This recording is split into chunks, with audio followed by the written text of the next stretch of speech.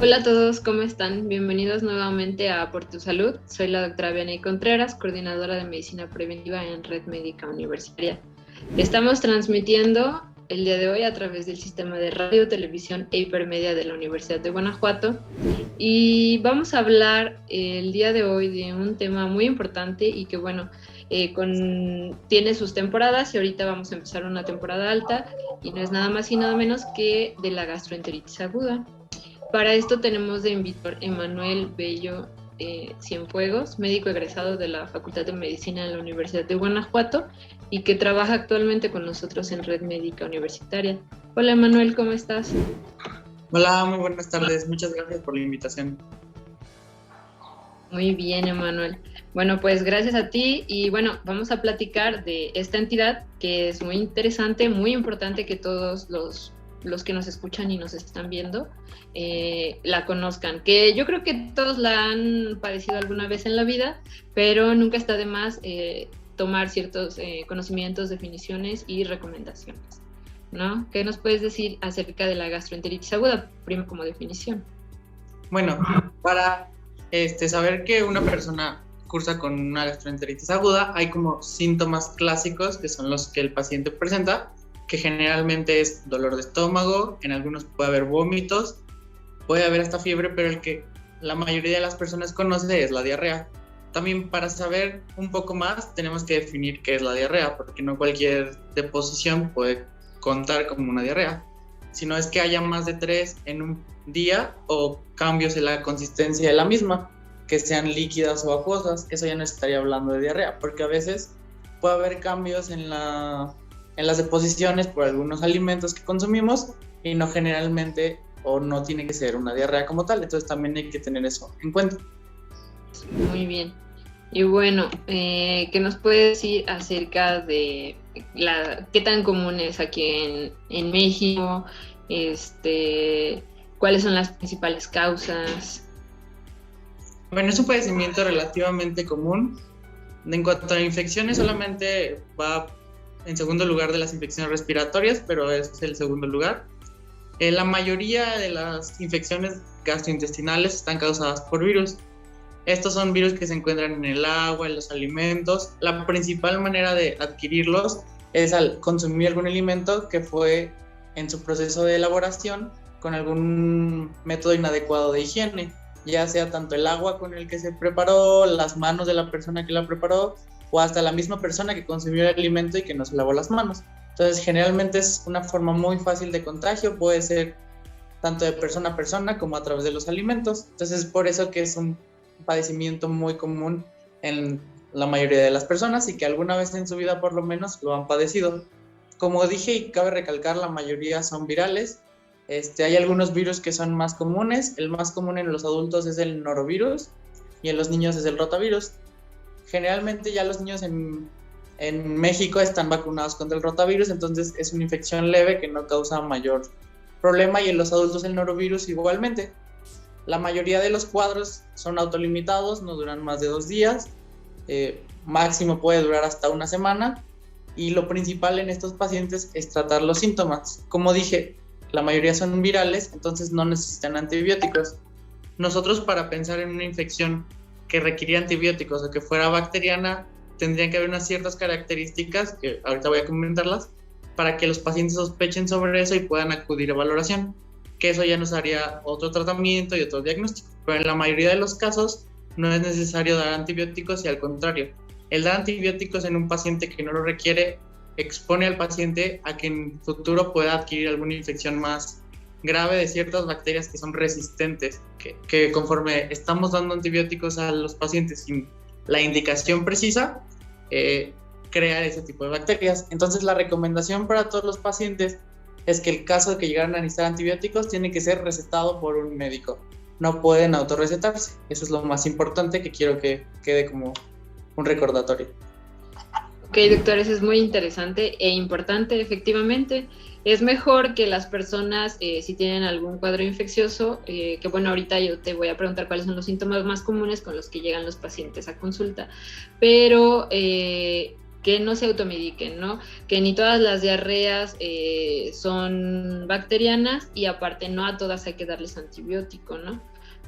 Ok, y bueno, ahora sí platícanos, ¿cuáles son los síntomas más comunes? Porque pues todo el mundo dice, ok, tengo diarrea y ya, automáticamente es una infección. ¿Hay algo más, o sea, que nos permite diferenciarlo? Generalmente cuando es un proceso infeccioso puede pasar varias cosas. La diarrea es como el síntoma principal, pero no siempre es el primero en aparecer.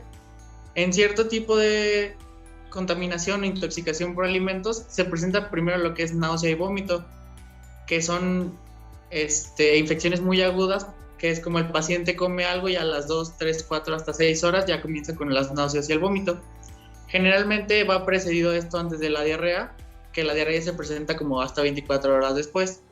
También puede haber fiebre, y esto es muy importante, en las infecciones virales puede haber fiebre, y no eso quiere decir que sea una infección bacteriana, porque muchas personas creen que el hecho de presentar fiebre ya está indicando que es una infección bacteriana, y no es así. Los virus pueden causar fiebre y es hasta algo normal dentro de su proceso infeccioso. También he sabido que, por ejemplo, ciertos virus pueden causar hasta síntomas respiratorios. Los virus generalmente hacen infecciones a todo el sistema, por así decirlo, son sistémicas, que son infecciones más leves, pero puede dar hasta tos, dolor de garganta y acompañarse de diarrea, y es un virus. Entonces también es importante saber que puede haber más síntomas y que esto no nos quiere hablar de que sea una infección bacteriana, porque muchas veces se escucha en los pacientes que dicen que traían la infección en la garganta y se les fue al estómago y que era por una bacteria, y eso no es necesariamente así. Puede ser un virus que comienza también tanto en vías respiratorias y después da síntomas gastrointestinales. Entonces no hay que alarmarse y si tienen alguna duda, es mejor acudir con un médico para que le resuelva esas dudas y no automedicarse.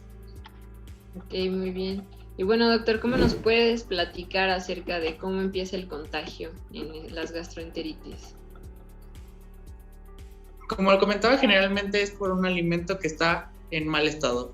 No necesariamente quiere decir que esté echado a perder o algo así, sino tal vez en el proceso de elaboración hubo alguna eficiencia en las medidas de higiene, ya sea por la persona que lo preparó o quien lo va a consumir. Porque aparte de que es muy importante saber esto, que hay que lavarse las manos antes de consumir alimentos, porque el alimento puede estar preparado de una manera adecuada, higiénica, pero si la persona que lo va a consumir no hace un adecuado lavado de manos, pues ese es un foco de contagio. Por eso es muy importante que los niños se les inculque el lavado de manos, porque generalmente pues están jugando o traen las manos sucias y a veces por la prisa o algo pueden llegar a comer y no lavarse las manos adecuadamente, y es por eso que los niños es más común que este cuadro infeccioso se presente con mayor frecuencia a diferencia de los adultos. Pero también el hecho de también ver dónde estamos comiendo la comida es muy importante. Si estamos viendo que el puesto pues es de higiene dudosa, que no tiene como las suficientes medidas o no hay ni siquiera para lavarse las manos, pues eso habría que evitarlo, tratar de evitarlo menos consumir en ese tipo de alimentos. Y también la persona, la principal medida para evitar esto es lavarse las manos. Entonces es muy importante el lavado de manos antes y después de ir al baño, y también antes de comer los alimentos. Bueno, es importante esto que nos dices, más porque ahora ya se viene el tiempo de calor, es más común este tipo de infecciones en esta época.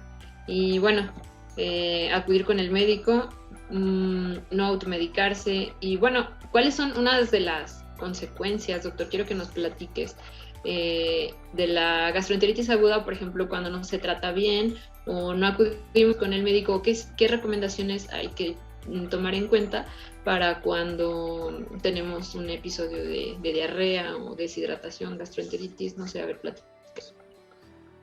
Como comentaba, la mayoría de las infecciones son leves y no requieren como mayor tratamiento más que los sintomáticos. Pero hay dos grupos especiales en los que tenemos que tener cuidado, que son los niños menores de 5 años y los adultos mayores. En este grupo de edad no es como que la infección sea más grave, pero sí pueden deshidratarse más fácilmente. Generalmente, como comenté, las diarreas son autolimitadas, pero el hecho de estar teniendo múltiples evacuaciones puede deshidratar al paciente. Y ya tanto los niños como los adultos mayores les cuesta más trabajo como el adecuar su cuerpo a estas pérdidas de líquidos. Entonces, con ellos lo más importante para poder prevenir toda esta situación es, tanto en niños como con adultos mayores, cada vez que tengan alguna deposición, consumir vida suero oral, que es el recomendado.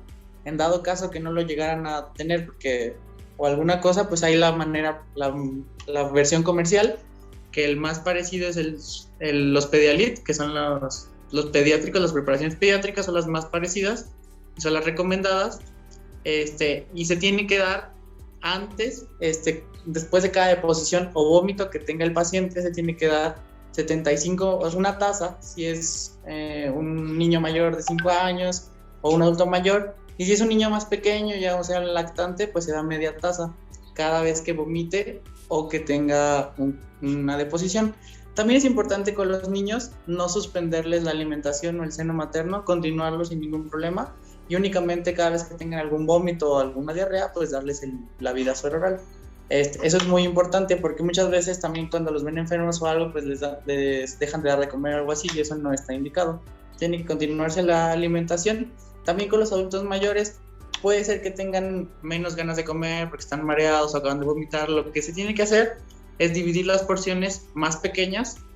Si comían 1 o 2 o 3 veces al día, pues tal vez coman 4, 5, 6 en porciones más pequeñas y alimentos más tolerables. En este caso puede ser que se quite los lácteos, que sean un poquito de frutas o algo que contenga más fibra para que espesen las heces. Puede ser agua de avena o agua de arroz, que ayudan para la diarrea en estos grupos que son más delicados y que pueden presentar complicaciones, como es una deshidratación severa. También hay que saber que hay ciertos signos que nos hablan de una deshidratación severa. Por ejemplo, los niños, que veamos que los niños están apáticos o irritables, los bebés que todavía tienen la mollera, que la veo sumida, los ojos también. El hecho de que un bebé llore pero no tenga lágrimas nos está hablando de que está deshidratado. También los ojos pueden verse hundidos u opacos, eso también nos está hablando de una deshidratación. También pueden revisarles la boca, también la van a ver muy seca, la lengua la van a ver seca, entonces eso sí nos está hablando de una deshidratación un poco más severa, en lo que tenemos que iniciarles el vida suero oral, y si ven que no mejora, acudir a atención médica lo más pronto posible. También el hecho de que no orinen, eso también es un dato de alarma que hay que vigilar. Ok, bueno, doctor, muy interesante e importante que todos conozcan las características de la deshidratación, y bueno, que entiendan la importancia de estarse hidratando a pesar de que estén cursando con un cuadro así, ¿no? Bueno, vamos a una pequeña cápsula de 5 puntos informativos por tu salud y regresamos.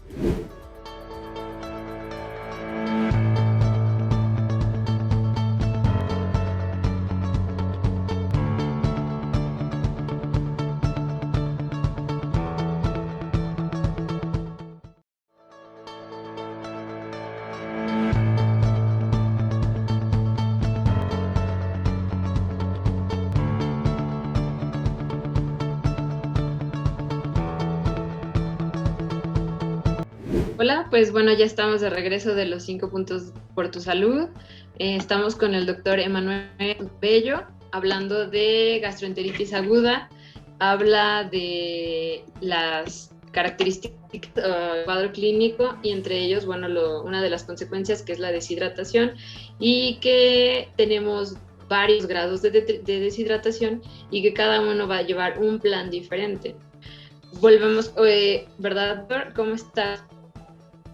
Muy bien, muy feliz de estar aquí y poder compartir un poco de información con todos. Gracias. Como que comentaba lo de los grados de deshidratación y que cada uno va a tener un plan diferente, ¿no? Así es.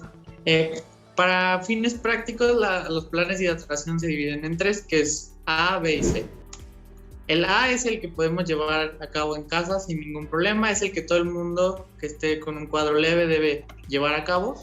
Como les comentaba, después de cada vómito o evacuación que tengan, tienen que reponer, por así decirlo, es el líquido que perdieron. El líquido ideal es el vida suero oral, y en caso de que no dispongan de él o no lo puedan conseguir, pues los sueros. De preferencia el Pedialit, que es el más parecido al vida suero oral, porque también hay que tener en cuenta la composición de los sueros. Hay veces que tienen más sodio o glucosa de lo necesario, entonces también puede causar ciertos problemas si no es el adecuado. Rehidratar con refrescos, jugos o cualquier tipo de bebidas está totalmente prohibido. Tiene que ser algún vida suero oral También, por ejemplo, las bebidas deportivas también no se recomiendan para este tipo de rehidratación. Tienen que ser los sueros como tal. Por ejemplo, el plan A, que es el que todos debemos llevar en casa, si es una persona o un bebé menor de 1 año, tienen que ser media taza de agua después, o de bebida suero, perdón, cada deposición o vómito que presente. Ya de 1 año en adelante es 1 taza de bebida suero oral después de cada vómito o deposición. Por ejemplo, si vomita constantemente, es reponerlo constantemente. Ya en caso de que haya demasiado vómito, pues sí acudir a valoración para que se le dé algo, para que ya no esté vomitando. Pero es importante mantener hidratado al paciente. El mejor tratamiento para la diarrea es que el paciente no se deshidrate. Si no hacemos que se deshidrate, pues no va a haber ningún problema a largo plazo. Pero en los niños pequeños, menores de 1 año, y los adultos mayores, la deshidratación puede ser algo muy severo que puede hasta acabar en el hospital. Entonces, con eso. En caso de que veamos que este plan se está llevando a cabo adecuadamente, pero el paciente lo vemos como que sigue pues con los ojos secos, como que no responde, como que está, todavía ustedes lo notan deshidratado, podemos avanzar al siguiente plan, que es el plan B. Este plan es un poquito más corto y generalmente se recomienda que ya para este punto hayan llegado a alguna valoración médica para que se esté vigilando. Generalmente este plan es en algún lugar ambulatorio, se ve al paciente, se está ahí en observación unas 2-4 horas y ya cuando se ve que se ha mejorado el estado de hidratación pueden regresar a casa. Les comento rápidamente cómo es esto. Son 50-100 mililitros de bebida suero oral por kilo en 2 a 4 horas. Ese es como el total. Son 50 a 100 del peso y eso se va a dividir en 8 dosis, por así decirlo, 8 fracciones, y se va a ir dando cada 30 minutos. Y cada 30 minutos se va a ir evaluando cómo va el paciente, si va mejorando. Para esto, igual lo comento, no se debe de suspender, en especial en los lactantes, la del seno materno. O sea, esto es independiente de la comida que se le da al niño, por así decirlo. Entonces, si se está hidratando, se tiene que también estar dando de comer al mismo tiempo, porque esta hidratación no va a sustituir a la comida del bebé. Entonces es importante saber eso, que en caso de que estemos en este plan, pues no hay que dejar y hay que tratar de insistir un poco para que pueda comer. Ya en caso de que se pasen estos 2 a 4 horas y veamos que el paciente no mejora, pues ya se pasaría al plan C, que estos son reposición de líquidos por la vena, por así decirlo. Esto ya se tiene que estar el paciente en un área de observación. Esto ya es un plan avanzado para los pacientes, entonces esto ya es de manera intrahospitalaria. Y ya para este punto el paciente debe estar en una atención médica de urgencias. Entonces los que ustedes pueden hacer en casa es el plan A, que es el media taza si es menor de 1 año y 1 taza si es mayor de 1 año. Y el plan B pueden irlo iniciando, pero generalmente es más recomendable que ya para este punto ya estén llegando a una valoración por algún servicio médico. Ok, y bueno, doctor, ¿cuáles serían los datos de alarma para saber cuándo ya debemos de llevar a nuestro paciente al médico? En cuanto a los datos de alarma, por ejemplo, se dividen en 2. En cuanto a las características de la diarrea o del vómito, en caso de que veamos sangre en la diarrea o en el vómito, tienen que acudir inmediatamente a una valoración de urgencias. También en la diarrea, si hay moco o sangre con moco o solamente moco, también se recomienda que se valore.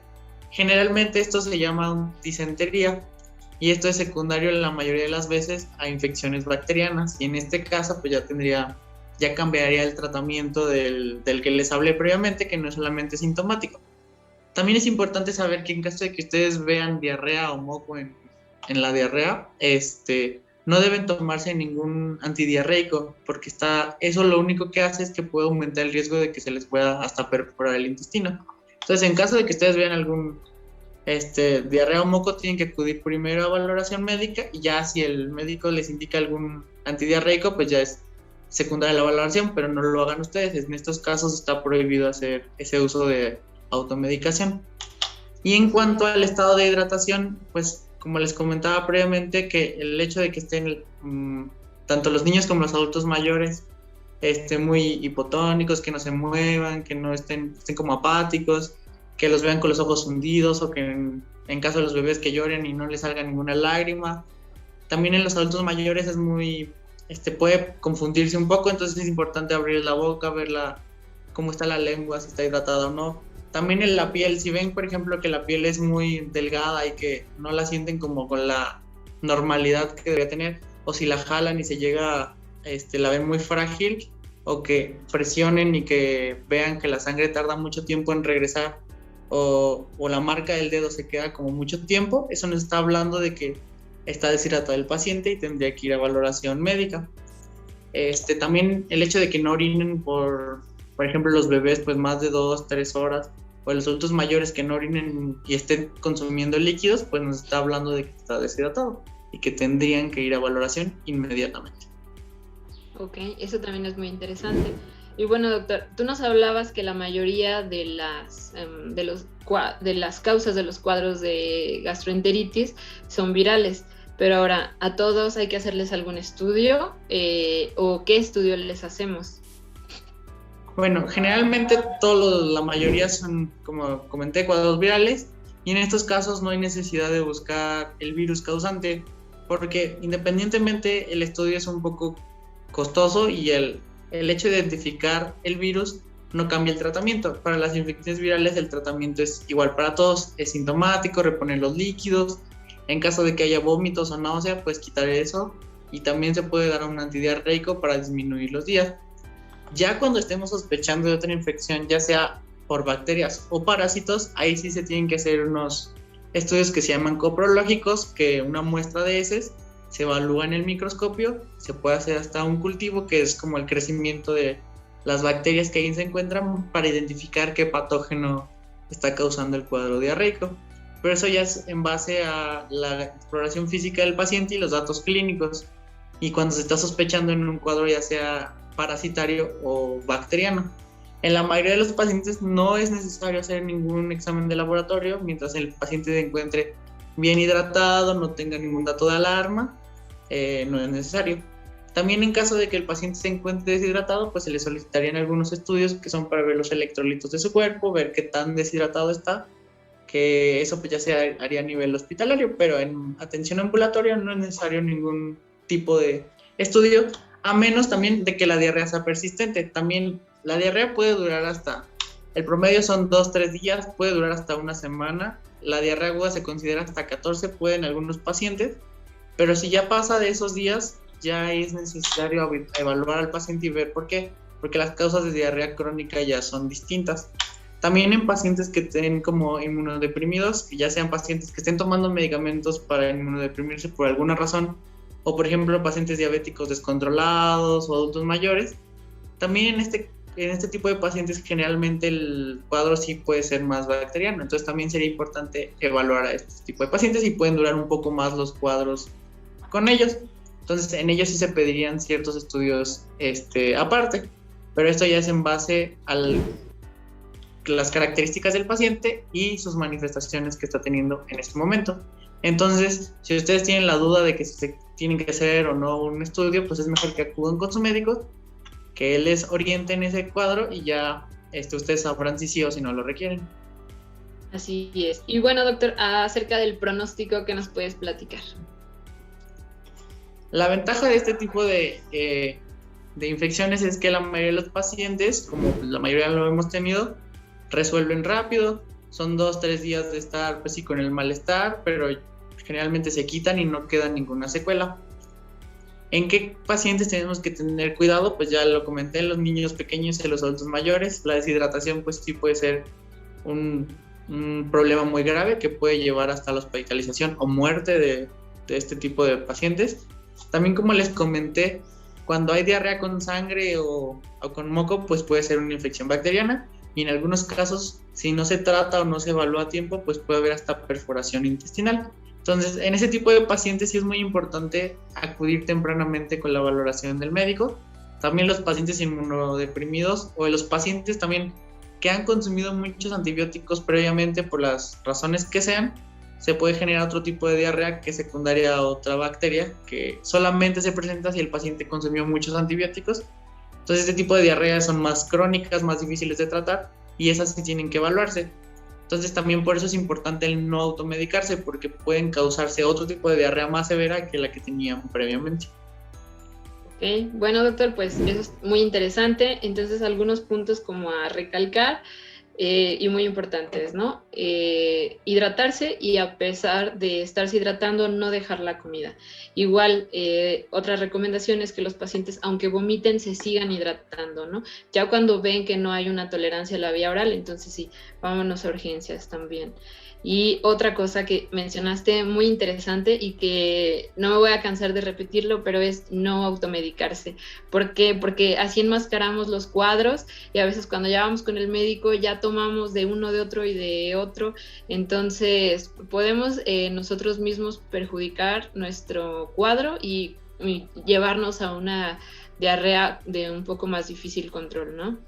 Ok, y bueno, también otras de las recomendaciones para los pacientes que están en riesgo, por ejemplo, niños, adultos mayores y personas con enfermedades crónico-degenerativas, por ejemplo, en este caso, personas con diabetes que aunque sigan con el cuadro de gastroenteritis, deshidratación, siempre también estén al pendiente de la toma de sus glucosas, de la toma de sus medicamentos y muy importante, por ejemplo, en caso de que se llegue a producir una hipoglucemia en un paciente con diabetes, esto es una glucosa baja en sangre menor a 70, pues en ese caso preguntar primero a nuestro médico si es recomendable seguir tomando en este caso el medicamento, si no voy a estar ingiriendo la misma cantidad de alimento y si voy a estar deshidratado, ¿no? Al igual las personas con hipertensión arterial, estar al pendiente el monitoreo de su presión arterial, porque una deshidratación evidentemente puede alterar los niveles de presión arterial y bueno, complicar un poquito el cuadro. Entonces, como comentabas, no automedicarse, la hidratación es el principal pilar de tratamiento para las gastroenteritis y no automedicarse. Ok, muy bien. En cuanto a la alimentación, doctor, ¿qué nos recomiendas? Todos los pacientes siempre preguntan, ¿y qué puedo comer? Bueno, este es un tema muy importante porque sí, generalmente cuando tenemos algún problema, ya sea gastrointestinal o que tenemos náuseas o algo, pues a veces sí hay hambre, pero no sabemos qué comer o todo nos cae mal o puede caernos pesado o nos aumenta la diarrea. Entonces es importante que sepan qué tipo de alimento les va a ayudar mucho. Por ejemplo, el comer cereales refinados, esto me refiero como arroz, puede ser feca de maíz, atole. Generalmente este tipo de alimentos lo que ayudan es a espesar las heces. Digamos así como que jalan agua, entonces ayudan a ser más espesos y que las deposiciones sean en mayor cantidad, bueno, mayor consistencia y evitar que esté tan líquida la diarrea. También se puede consumir, no es necesario suspender la comida por total y como les decía, si no tienen tanta hambre al inicio, lo que pueden hacer es disminuir las cantidades. En vez de comer todo el plato junto, pueden dividirlo en porciones más pequeñas e irlo comiendo conforme va pasando las horas. También para que sea tolerancia, pueden consumir pollo, carnes blancas preferentemente, huevos, todo cocido. Recordemos que pues, la higiene es lo principal en este momento. Entonces también tratar de comer todo en casa, evitar la comida afuera en el periodo de convalecencia. Los lácteos sí pueden recomendarse, pero generalmente si son deslactosados o bajos en grasas, porque la lactosa como tal puede alterar un poco la motilidad y puede causar que la diarrea se aumente. Entonces como que unos 4 o 5 días tratar de evitarlos y ya después se pueden ir reincorporando. También las verduras asadas sin problema. Frutas, también el plátano ayuda por la consistencia que tiene a disminuir la diarrea. También pueden tomar agua, caldos. El caldo de pollo que siempre dan las mamás sí sirve, sí nos ayuda. Entonces, ¿qué es lo que tenemos que evitar? Pues generalmente la comida procesada, ya sean los panes, pasteles. La carne roja también puede ser un poquito más pesada en este cuadro, entonces también tratar de evitarla. Los lácteos que no sean deslactosados o que sean más enteros o con grasa, pues sí, también hay que evitarlos. La verdura también cruda, pues no. En este momento todo tiene que estar cocido, por lo mismo de que el intestino está más sensible de lo normal, entonces está un proceso de reparación, entonces hay que evitar, pues sí, darle algún tipo de daño. También las legumbres los frijoles o cosas como lentejas pueden ser un poquito más pesados por el hecho de que este tipo de alimentos se fermentan y crean gases, entonces pueden caer un poco más pesado de lo normal, entonces también tratar de consumirlos un poco menos. Y pues si lo que no se debe consumir, pues refrescos, alcohol, cualquier bebida procesada y el café también en este momento. Ya cuando el cuadro se resuelva, pues ya se puede ir reincorporando la dieta normalmente, pero esto generalmente son 3-4 días en lo que se resuelve el cuadro. Es importante, como comento, no dejar de comer, o sea, pueden reducir las porciones, pueden dividirlas, pueden comer pues cada hora, cada 2 horas, pero porciones más pequeñas que aguanten y que no les vayan a generar náuseas o diarrea, pero el hecho de no comer sí no ayuda para el cuadro, entonces también en los niños pequeños o en los adultos mayores, pues insistir la comida y racionárselos de acuerdo a lo que estén tolerando. Eso es muy importante. Okay. Bueno, pues muchas gracias, doctor. Espero que esta información, que bueno, yo estoy segura que sí le va a servir a más de uno, y te agradecemos mucho por la participación del día de hoy. Y bueno, estuvimos con el doctor Emanuel Bello Cienfuegos, médico egresado de la Facultad de Medicina de la Universidad de Guanajuato y que se encuentra actualmente trabajando en Red Médica. Y agradecemos a todos su atención en la emisión de este programa Por Tu Salud. Los invitamos a ver la programación del Sistema de Radio, Televisión e Hipermedia de la Universidad de Guanajuato. Mi nombre es Vianey Contreras, coordinadora de Medicina Preventiva en Red Médica Universitaria. Y nos vemos a la próxima. Gracias, doctor.